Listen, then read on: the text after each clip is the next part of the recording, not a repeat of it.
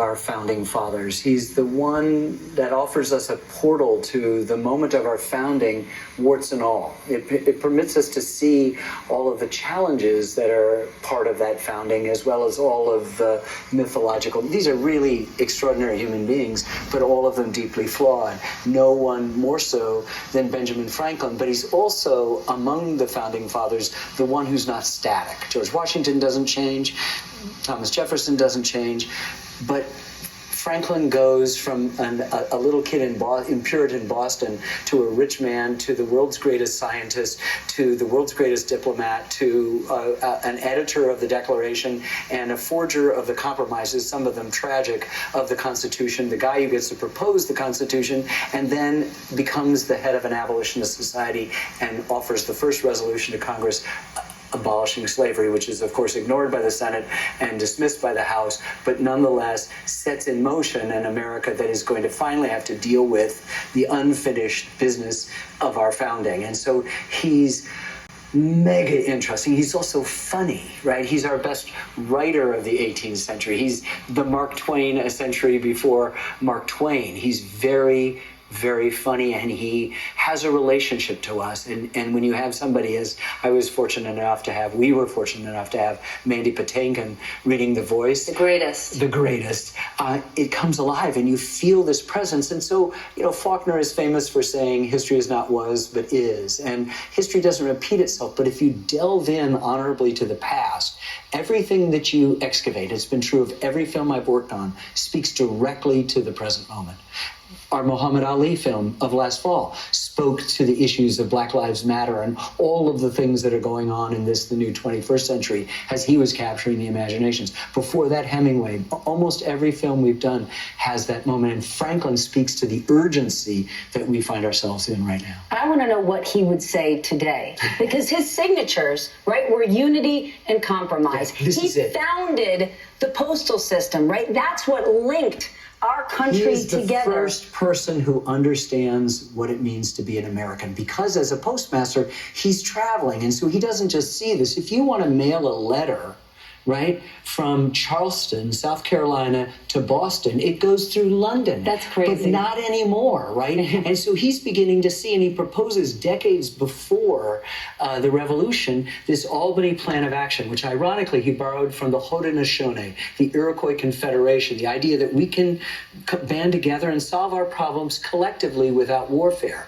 So he suggests this, and he draws a picture of a snake all cut up representing the stakes, and his slogan, join or die, and everybody says too radical.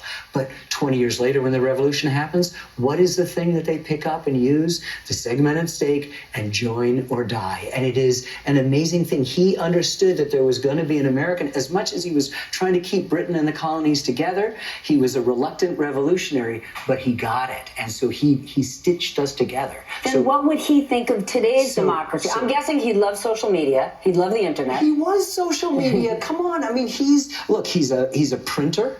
He's a publisher. He's a newspaper man. He's got books. He's the postmaster. He's printing the money. I mean, he's Google. He's Apple. He's Facebook. He's Twitter all at once. And he'd write. And what's in the almanac? These little tweets, early to bed and early to rise, An apple a day. 3 can keep a secret if 2 of them are dead, Okay, but do we hold we do hold our forefathers on this pedestal? Oh, it's ridiculous. For what they've created together.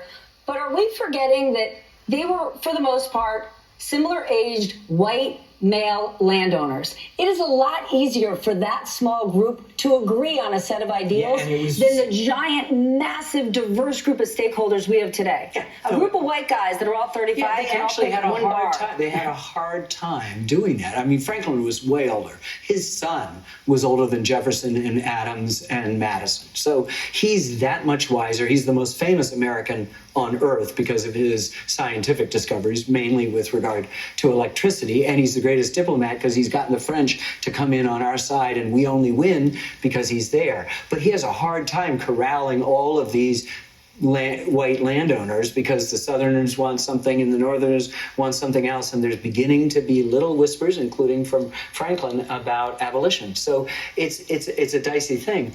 But he helped to design a machine which is still going. He started a club as a young tradesman called the Junto Club. It's Latin for sort of making a joint. And he would say, you shave a little bit off here, Walter Isaacson says in our film, you shave a little off here, and you make a joint that will last for centuries. Well, this joint has lasted for centuries, but it is frayed because of the diversity of all of these things. And the question is, can this government comprehend the whole? And right now, he'd come and say, you're having the problems that we thought we'd have. He says when he proposes the ratification of the Constitution, our enemies expect us to be cutting our own throats like we're from the Tower of Babel, but we're not. We all brought our own wisdom, but we all brought our own prejudices, and we've given up a little bit. And one of the things they compromised on was the uncompromisable human life. It is a lot harder to compromise today, given how diverse we are, but we were divided back then. Oh, right? super. He was estranged from his own son over politics. So should we be that shocked that we're divided today? No, I mean, I think we should be concerned and very worried, but all of these things, the Bible says it, Ecclesiastes, that's the Old Testament. It says, what has been will be again, what has been done will be done again. There's nothing new under the sun. It's not that history repeats itself, it's that human life, all the antecedents of everything that we're experiencing today have happened at some point. And let's remember, our Civil War, which we got through and over, killed 750,000 of us. And that was us at our own throats. So, we're not there yet. Okay, don't tell me that's where we are. No, we're not there yet. And so there can be cause. The problem is that the things that we have seen bubble up to the surface, that bubble up continually in American history, like white supremacy and the ugliness of the Klan and of lynching, and thank God for yesterday's law. They've been trying to do this for decades and decades and decades and couldn't get it done. Why couldn't we get it done?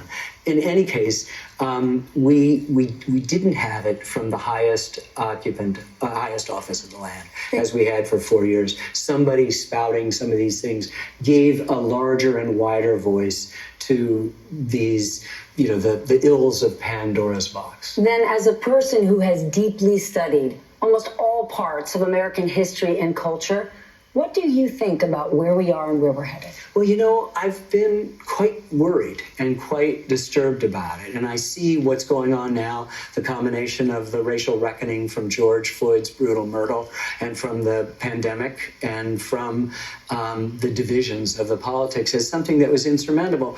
But then something like Ukraine happens, a horrible, horrible event for the Ukrainians, a vicious attack by the Russians, and these wobbly, unstable, fragile Western democracies that are about to go the way of the, whatever anachronistic thing you can think of, have suddenly kind of congealed under the leadership of Joe Biden, who everyone is absolutely sure can't do anything, and has magnificently and all of a sudden you realize, sometimes it just flips like that. Sometimes it takes the unintended consequences from something else over there to change the dynamics of stuff. I am constantly on the search for something optimistic. So the fact that you're ending this conversation on such a positive note, I have to end it there before it turns. Ken Burns, thank you so much.